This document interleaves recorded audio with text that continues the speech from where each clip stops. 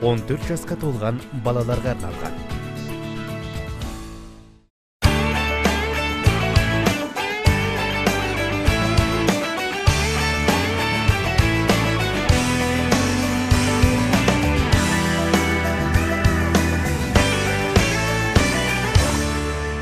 Ассалаумағалейкум, ардақты ағайын, құрметті телекөрермендер. Араға апта салып 11-ші студия хабары өздеріңізбен қауышып көрісіп отырғанына бек қуанышты.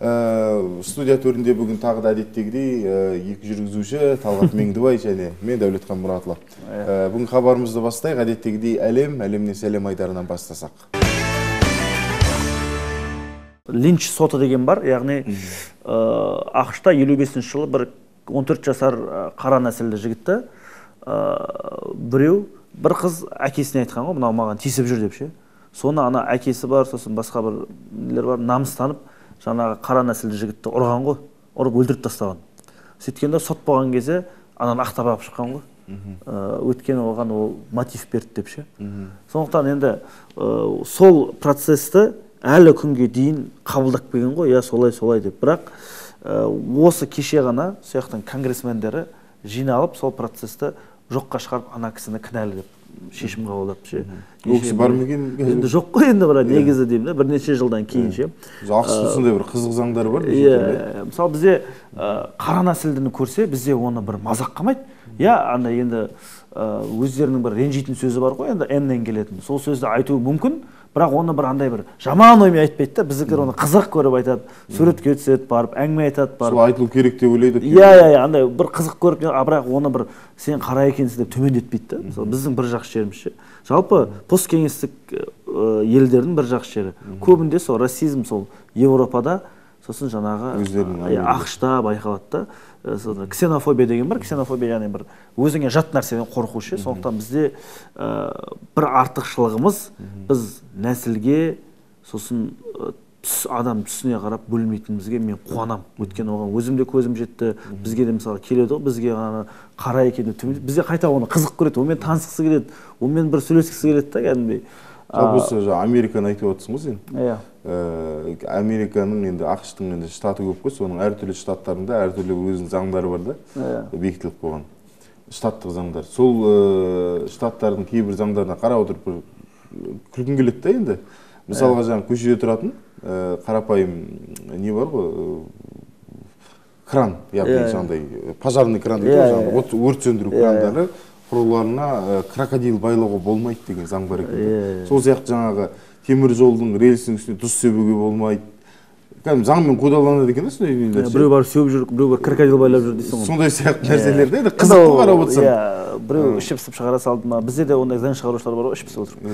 Енді келесі жаңалықтағы айтқым келгені, біздің Қазақстан Дубайда өтіп жатқан экспода 3-ші орын алыпты. Жақсы жаңалық. Италия 1-ші орын, Германия 2-ші, Қазақстан 3-ші орын.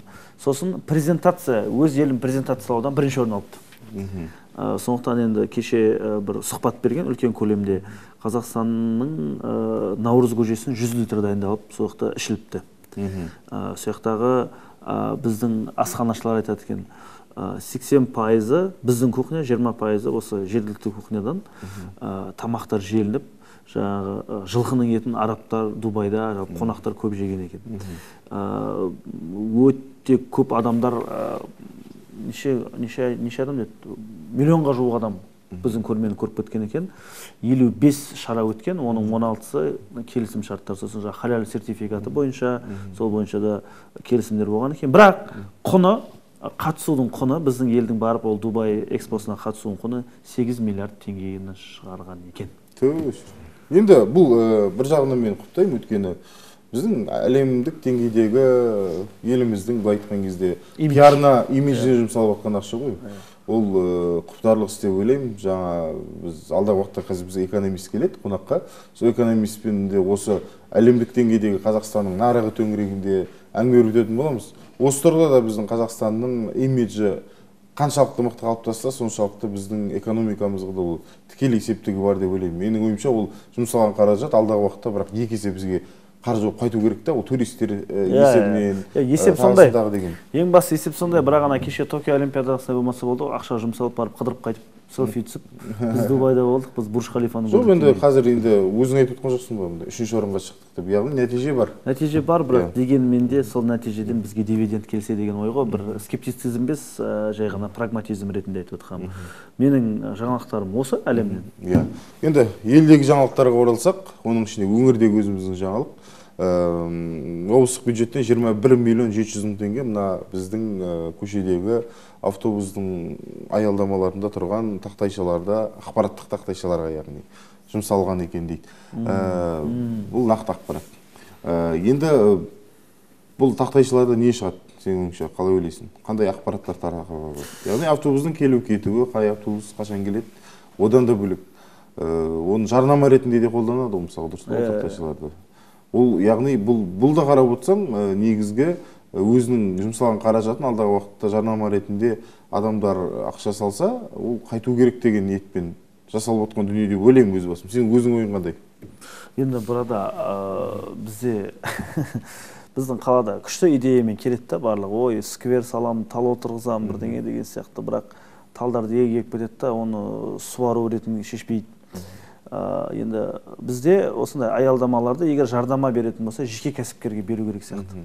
Мысалы, бір кәсіпкерге айтады, мына аялдаманың бәрі сенікі. Осының жағдайына қара. Бірақ мына жерден түскен жарнамалық табысты өзің аласың, тек қана осы жарнама жағдайын жаса деген сияқты. Аялдама жағдайын жасап қой десе, кәсіпкерге жаңағы сенімді басқаруға берсе, сол шешім дұрыс болар еді. Өйткені бізде қазір мемлекеттің ақшасы бөлінеді, ол салынады, оны пағатырып сындырады, оған жауапты адам жоқ. Бірақ қазір осы сындыратын біз жаңа айтып отырмыз, вандализм. Бұл нәрсе бізде енді азайып келе жатқан. Азайып келе жатыр, бірақ ертең тамыз айында, қыркүйек айында жаған жақтан балдар келеді ғой. Жаңағыдай өмірінде жаңағыдай бір затты көрмесе, соны сындырған жақсы көретін адамдар келеді бізге. Ол қалаға адаптация жасаймын дегенше дейін, ол міндетті түрде болады, оны сындырып кету, лақтырып кету деген сияқты. Сосын ол бір-екі айда адаптация, бір-екі адаптация болғаннан кейін вандализм факторы өте көп болады. Сосын бір қуанатыным, мен осы жақында Ақтөбе облысында болып қайттым, тағысында басқа өңірлерде болып жүрмін. Сол кезде сынап қарайсың, өзге қалаға барған кезде өз үйің, енді біз қарапайым бір үйге қонаққа барсаң да өзің үйің ремонтымен сынап қарап отырасың ғой. Ақтөбеде бордюр көп пе екен?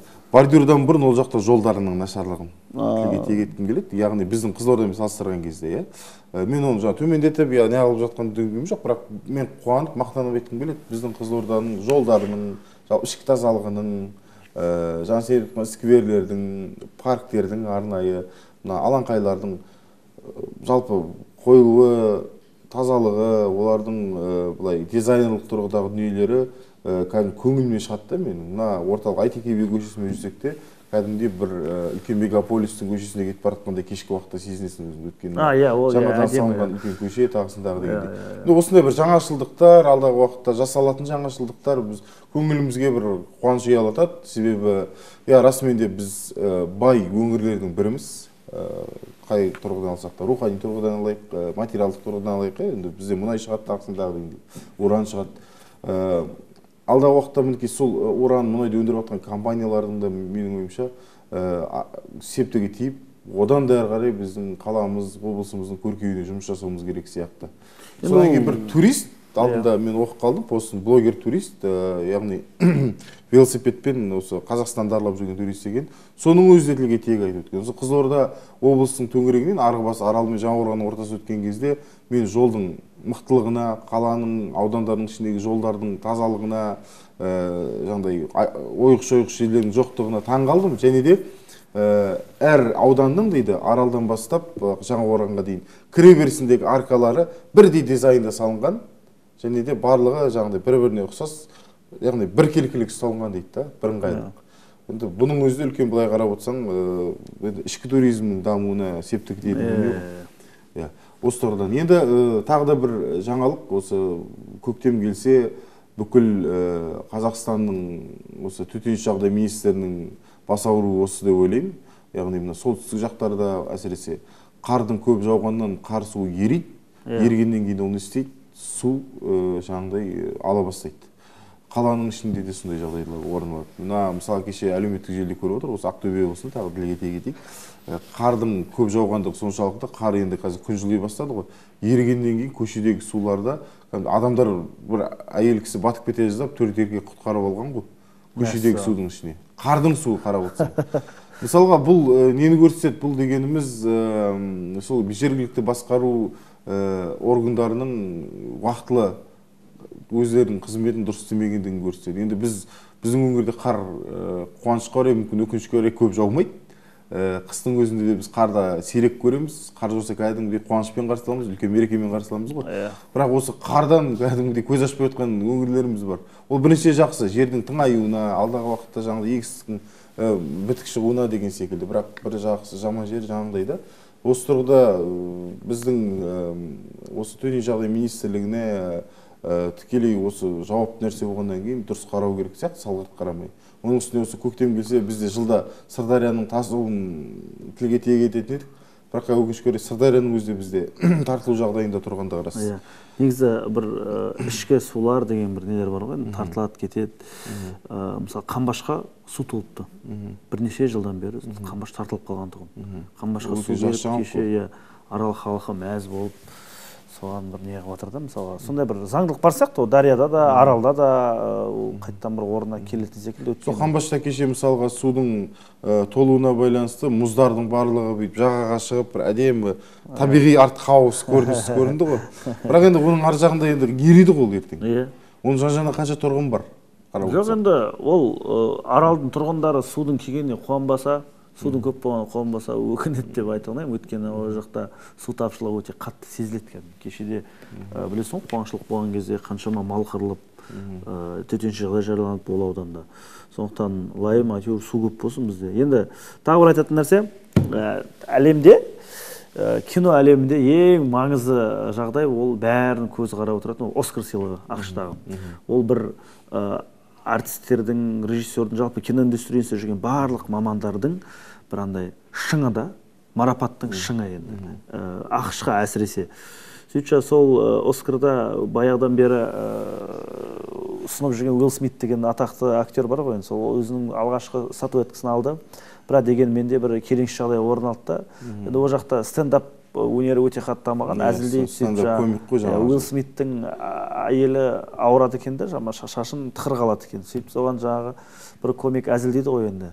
Сені ана Солдат Джо деген киноның екінші бөлімін қашан түсірейін деп жатсың? Солдат Джейн деген екінші бөлім қашан түсірейін деп жатсың деген кезде, соған жаңа әйелінің атынан намыстанып барып жаңағы комиктің бетіне шапалақ береді ғой жаңа Уилл Смит. Бұл енді дайындалған сценарий ма? Қалай ойлайсың? Әлде бұл шынымен орын алған дүние ма? Бірақ Уилл Смит ресми түрде кешірім сұрады сол әрекет үшін. Негізі сол екі нұсқа бар, дайындалған сценарий деген.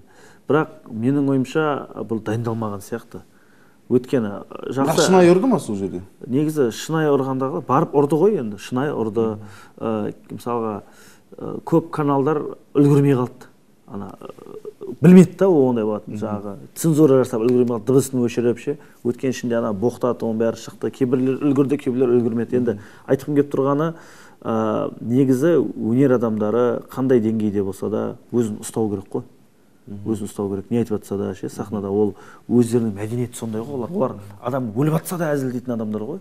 Өздерінің мәдениеті сондай. Аяқ астынан әйелін дұрыс, әйел намысын қорғайды, дұрыс, онан мәселе жоқ ешқандай. Әйел намысын қорғағаным жоқ. Бірақ сен сахнадан сен миллиондаған адамдар көріп отыр, миллиардтаған адамдар біледі сені ше.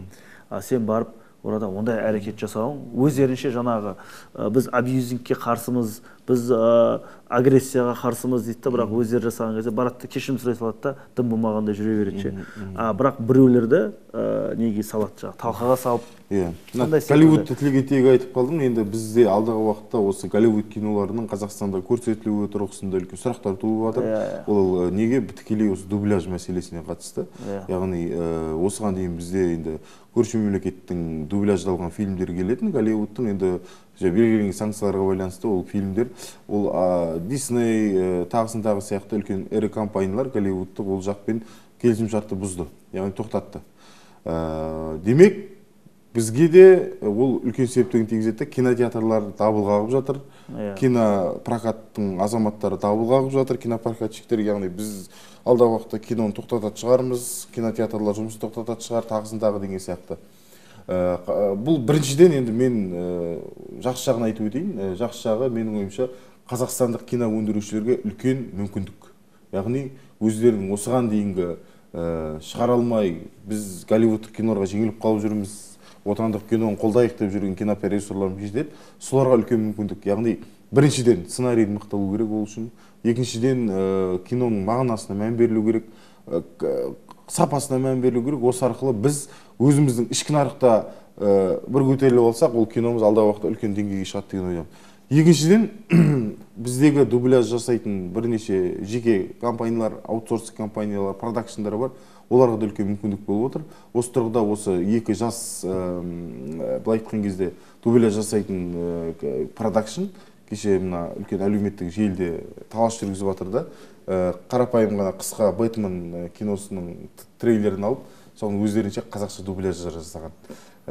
Біреу былай, біреу былай деген сияқты. Енді бірақ эмоцияны қалай береді, дубляжды қалай береді. Сонда өзара жаңағыдай пікірталас жүргізіп жатыр да.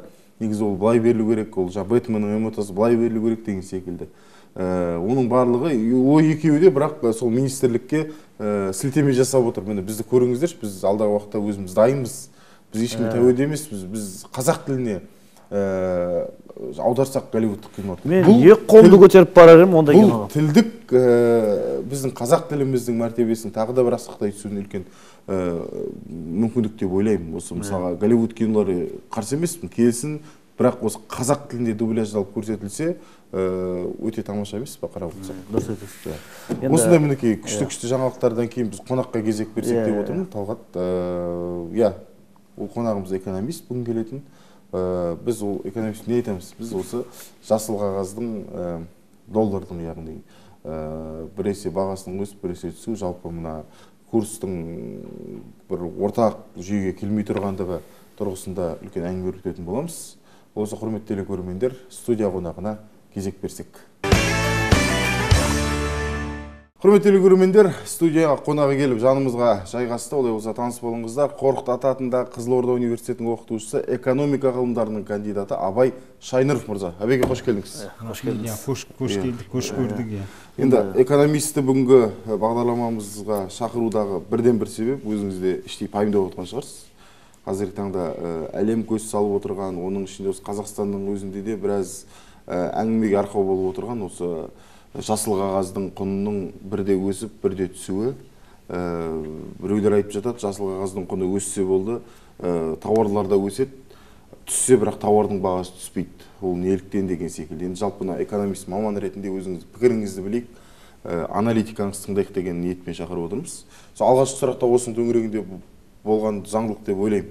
Біраз экономисттер тыңдадық осы бағдарламаның алдында. Солардың айтуынша, ресейлік бір экономист мамандар айтады, теңгенің құнына шаққанда доллар 370 теңгеге дейін түседі. Өйткені көршілес мемлекеттер доллардан былай айтқан кезде бас тартып жатыр. Ол да үлкен әсер етеді дейді. Енді экономист маман ретінде өзіңіздің пікіріңізді тыңдасақ.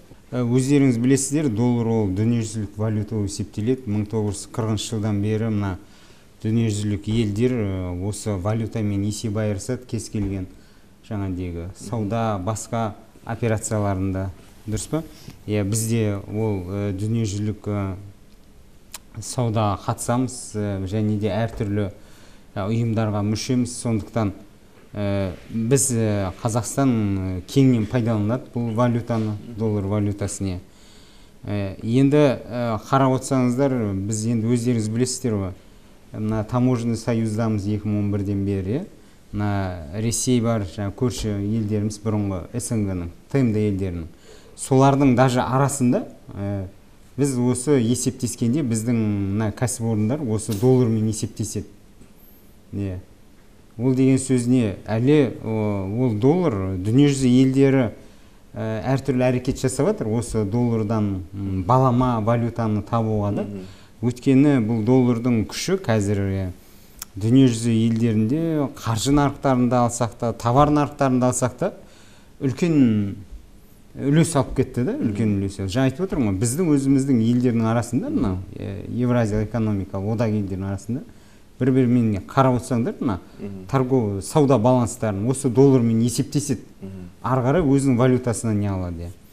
Яғни бұл деп айтып отқанымыз, мысалға менен біздің тұрғындар да, мына достар да, коллегаларымыз да көп сұрайды осы доллардың неге бізге қатты әсер етеді осы мына товардың бағасына. Біз енді қаржылық жаңағыдегі сауаттылығы шамалы төмендеу тұрғындарымыз оны түсінбеуі мүмкін. Өйткені келетін товардың бәрін біз жаңа айтып өткендей долларға аламыз, долларға. Ол долларға алдық. Енді доллардың курсы қымбаттаса, ол товардың бағасы да қымбат келетіні ясны. Бірақ осыны біздің көп тұрғындар мен байқағаным аймағымызда түсіне бермейді. Мынандай көп сұрақ қояды маған тұрғындар. Доллардың курсы неге өседі? Теңгенің курсы неге құлдырайды? Ешқандай бір не болып жатқан жоқ. Постоянно өседі, түседі, одан товардың бағасы.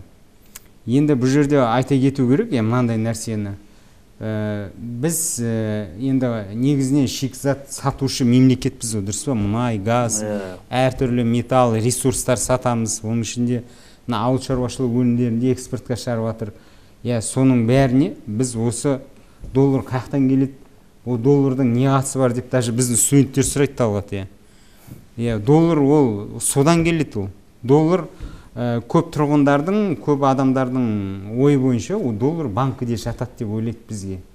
Доллар ол банкіде жататын нәрсе емес, ол доллар жату үшін банкіде обменникте жаңағындай айырбастау пунктінде. Ол сырттан келу керек. Қаяқтан келеді ол? Ол мына біздің өнімді, ресурстарды сатқаннан түсетін валюта ол. Валюталық түсіміз, выручка дейді ғой. Ол доллардың бір жағынан мына курсының жоғары төмен болуына елімізге келетін валютаның жалпы көлеміне де байланысты. Енді сол көлем валюта теңгеміздің долларға шаққандағы курсына тікелей әсер етеді. Ал ол курс мына бізге келетін даже мына ручканы алсақ, даже сотовый телефон, ручканың өзі долларға келеді Қытайдан. Ал доллар қаяқтан келеді дегенде, мін жаңағыдегі нәрсе. Яғни бізге келетін товардың өзі былтыр емес алдыңғы жылы экономика министрлігінің өзі мойындаған тұғын. Бір адам елімізде тұтынатын товарлардың 83% сырттан келеді. Сырттан келсе ол долларға келеді. Оның бағасы, яғни тікелей доллардың теңгеге шаққанда курсына тікелей байланысты да.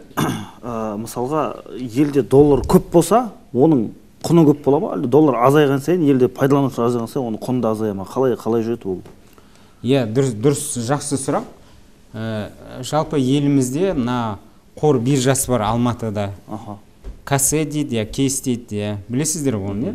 Яғни елге келетін доллардың бәрі сол биржада сатылады. Оған қатысатын біздің банкілер және басқа қаржы нарықтарының субъектілері бар, солар қатысып, яғни былайша айтқанда нарық қой ол. Долларын сатады, сатып алушылар сол жерде кездеседі, саудаласады. Сол негізде определенный курсқа келіскен жағдайда сол бір торговый курс болып есептеліп, сол орташа құны анықталады. Ал енді ол өздеріңіз білесіздер, 2015-тен бері біз еркін, свободно плавающий курс дейді ғой, еркін. Сол курсқа өттік. Ол курс сол биржада қалыптасады. Сұраныс пен ұсыныс, яғни нарық заңы. Сұраныс көп болса, доллардың курсы өседі. Наоборот, сұраныс аз, ұсыныс көп болса, долларды көп сатып атқандар биржада. Доллардың курсы түседі, яғни нарық. Бірақ мен бір экономист ретінде айта кететінім, осы курс біздің экономикамыздың курсын білдірмейді шындап келген кезде. Түсінесіңдер ме?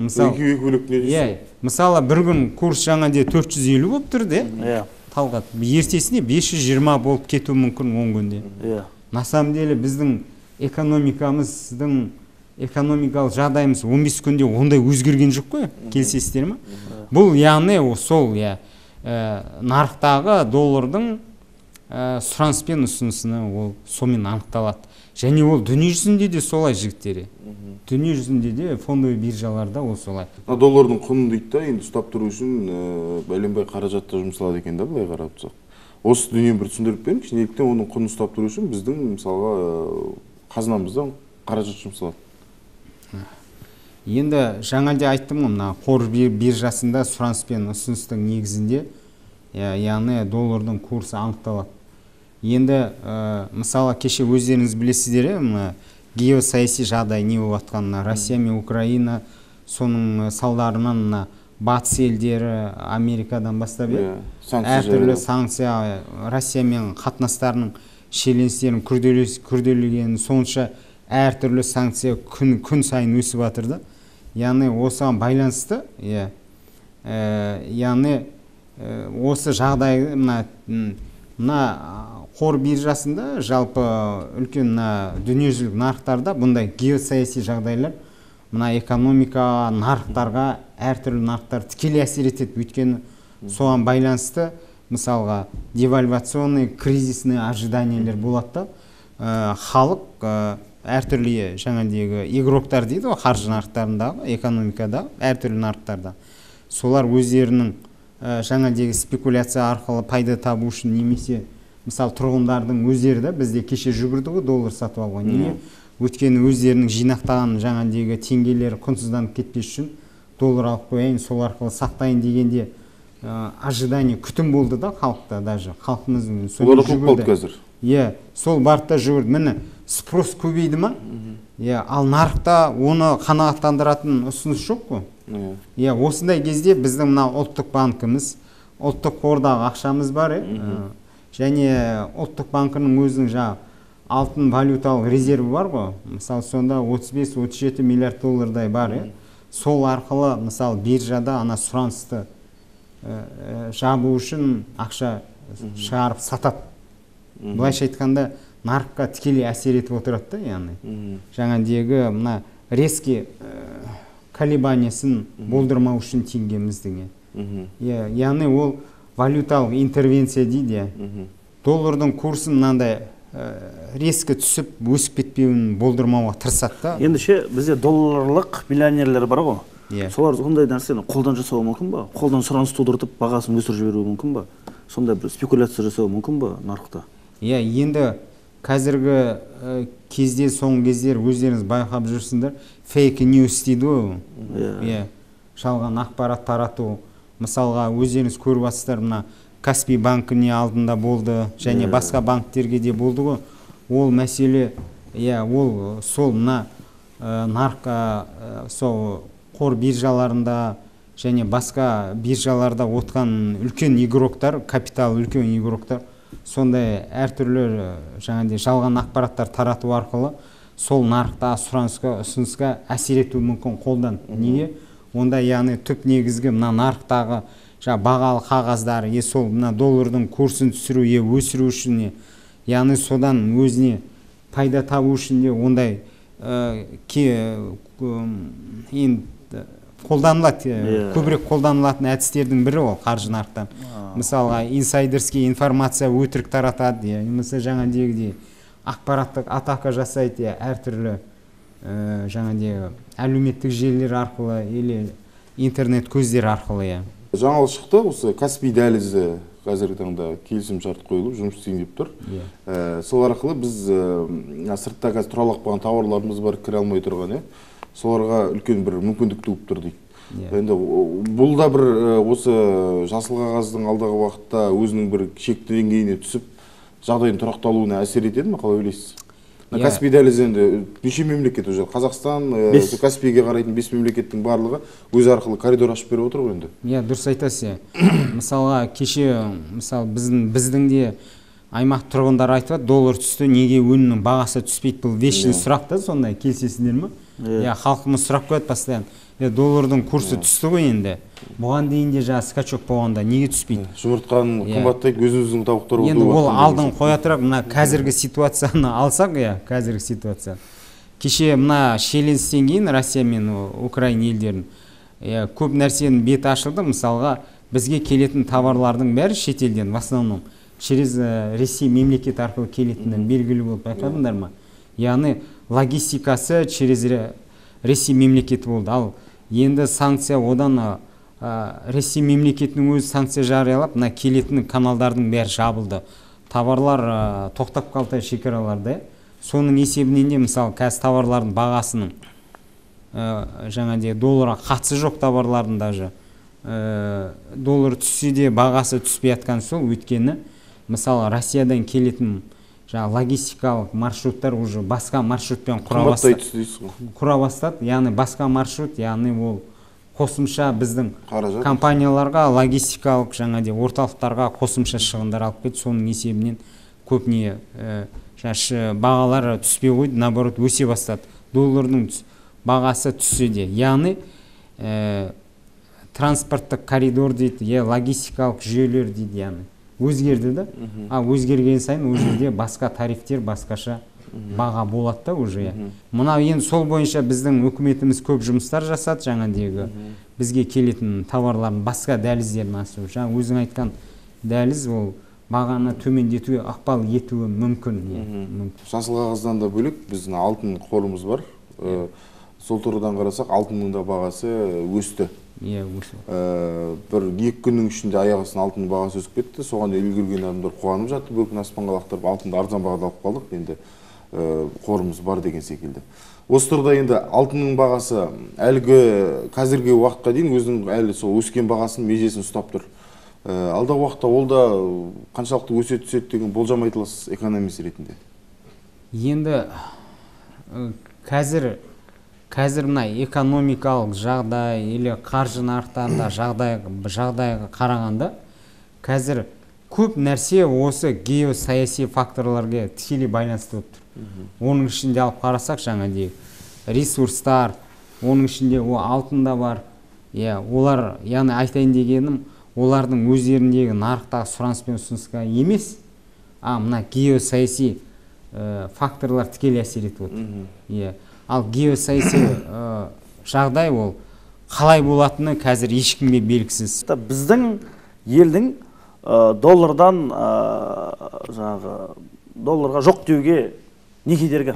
Яғни доллар бізде жүрмейді, бізде жоқ, біз өзіміздің теңгемізбен есептесеміз деген сияқты әрекет жасауға не кедергі? Не кедергі да? Көптен бері айтылып жүрген сұрақ. Неге? Біз кеше қарап отырсаңыздар, мына Ресей президенті Путин мырза да айтты, бітті біз доллардан бас тартамыз. Евро мен доллардан бас тарттық. Енді сауданы, кеше мысалы БРИКС елдерде айтып жатыр, біз енді өзіміздің нелермен жүргіземіз деп. Бірақ енді басында айтып кеткенімде ғой, дүниежүзілік нарықтарда негізгі валюта осы доллар айналып кетті да, айырбас валютасына да, жаңағыдегі. Бүкіл дүние жүзінде да, ол басқа евроның өзі ол кеше ғой пайда болған 2000 жылдары, ал долларға 40 жылдары. Біз енді мысалға біз оған келе алмаймыз. Неге? Неге? Өйткені біз тек ТМД елдерінің Евразиялық экономика одақтағаны емес, біз басқа елдермен де көп сауда жасаймыз ғой, келісесіздер ме? Біз Қытаймен де, Европамен де, немен де, сондықтан ол әзір болмайды деп ойлаймын. Осы біздің бір жақсы бір қалай айтсақ, бір қаржылық сауатты ашатын бір сұхбат болып отыр. Үлкен рахмет оған. Енді бір осы орайда бір қонағымызға соңғы сұрақ болса, перспективада теңгенің болашағы жайлы шамалы бір екі ауыз айтсаңыз. Және доллар осы сұрақтың төңірегінде соңғы сұрақ болсын, перспектива, сонан қоса осы экономист маман ретінде, сарапшы маман ретінде доллардың құны әлде түседі ме, әлде қай уақытта өзінің шекті деңгейіне келіп тоқтайды? Осыны бір ойыңыз, пікіріңіз айтсаңыз. Енді қазіргіде мына ресурстар нарқында, яғни мұнайдың басқа ресурстарымыз бар ғой, сыртқа шығып жатқан, мысалы уранды да сатып жатыр, күрішті де сатып жатыр. Біздіңше мына нелер, біздің үлкен шаруашылықтар. Яғни осындай бағада доллардың курсы түсу керек.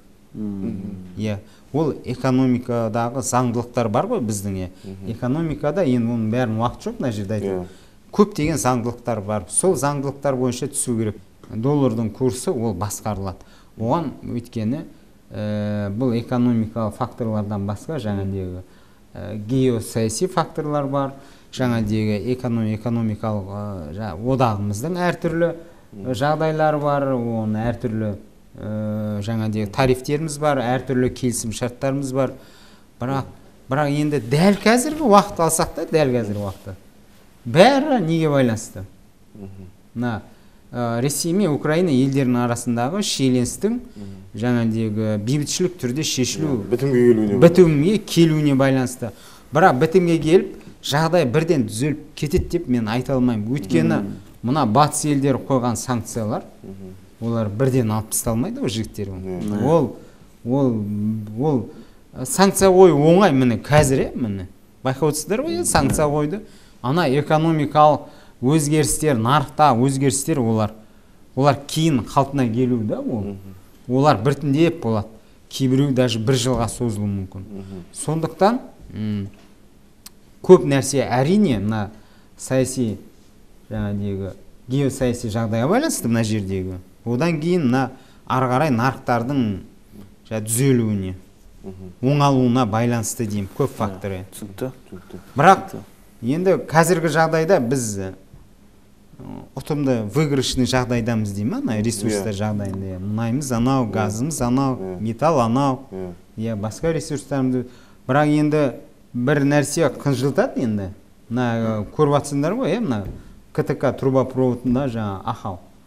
Ол 1 ай, 2 ай, 3 ай деп те мнение айтылып жатыр. Ол енді ұзаққа созылса, жағдай қиындауы мүмкін, өйткені жаңадегі мұнайымыздың яғни 60 миллиондай тоннасы сомен жөнелтіледі екен. Ол бізге үлкен табыс көзі, бюджетімізге келетін валютамыз сол арқылы. Ол егер ұзаққа созылса, біздің ұлттық банк қаржы нарқындағы жағдайды ұстап тұру, ұзаққа ұстап тұрамайды. Әрі кетсе 2-3 ай. Осындай жағдай. Не болса да барлығы төбе жақсы болсын дейді біздің қазақта. Жақсылық тілейміз кез келген дүниеден. Уақыт бөліп келгеніңізге алғыс білдіреміз. Барынша аз уақыттың ішінде бірқатар экономикалық көзқарасыңыз айтып, біздің көзқарасымызға бір өзіндік деңгейде бір өзгеруге септігін тигіздіңіз деп ойдамын. Бұдан кейін мен де ақымақ сұрақтар қоймайтын болдым. Неге қымбаттап кетті? Түсініп алдық, өзіміздің тауықтар ғой дегеннің артында да бір дүние бар екен. Енді бұл теманы бір күн обсуждать етуге болады, жігіттер. Қысқа нұсқаға айырғанда осы дейсіз. Қысқа нұсқа айтуға тырыстым. Рахмет, алдағы уақытта табыс тілейміз. Сіздерге де рахмет, жігіттер. Ардақтаған құрметті телекөрермендер, 11-ші студия хабарын дәл осы жерден түйіндейміз. Келер аптада жақсы жаңалықтармен 11-ші студия төрінде жүздескенше аман сау болыңыздар.